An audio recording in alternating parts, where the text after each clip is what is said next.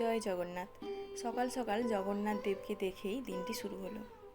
নমস্কার, আমি রাত্রি। আজকে আমি বড় একটি আর্ট পেপারে জগন্নাথ দেবের একটি প্রতিকৃতি আঁকছি। তবে আজকে শুধুমাত্র আঁকার ভিডিও শেয়ার করছি এবং কালার আমি পরের ভিডিওতে দেখাচ্ছি। আচ্ছা, জগন্নাথ দেবের মূর্তিটি কেন অসম্পূর্ণ সেই গল্পটি কে কে জানেন? হিন্দু ধর্মের অন্যতম জনপ্রিয় দেবতা হলো জগন্নাথ। জগন্নাথ হলো ভগবান বিষ্ণুর আরেক অবতার।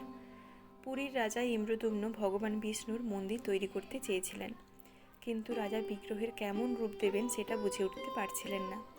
তাই রাজা একদিন ভগবান বিষ্ণুদেবের ধ্যানে মগ্ন হলেন।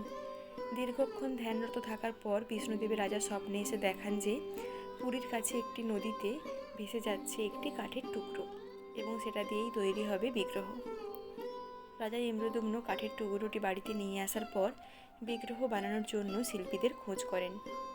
কিন্তু প্রথম শিল্পী এসে যখন কাঠের টুকরো দিয়ে বিগ্রহ বানানোর কাজ শুরু করছেন, তখনই কাঠের টুকরোটি ভেঙে টুকরো টুকরো হয়ে যাচ্ছে। তারপর এলো বিশ্বকর্মা এবং তারপর থেকেই শুরু আসল গল্প। এবং সেই গল্পটা আমি যেদিন কালার করব সেই দিন আমি শেয়ার করব। কোনো আঁকা কোনো ছবি তখনই ভালো লাগে যখন সেটাকে একদম নিখুঁতভাবে করা যায়, কিন্তু কোনো মানুষের পক্ষে নিখুঁতভাবে করা কখনোই সম্ভব নয়। আমরা চেষ্টা করি যতটা আমাদের দ্বারা ভালো হওয়া সম্ভব আমরা আমাদের সেই ভালোটাকে দেওয়ার চেষ্টা করি। আমিও তাই করেছি। আর কালার করলে আরও সুন্দর লাগবে দেখতে, আর এমনিতেও দেখতে খুব সুন্দর লাগছে, কারণ ভগবানের রূপ কখনো খারাপ হয় না। আর দেখা হচ্ছে পরের ভিডিওতে।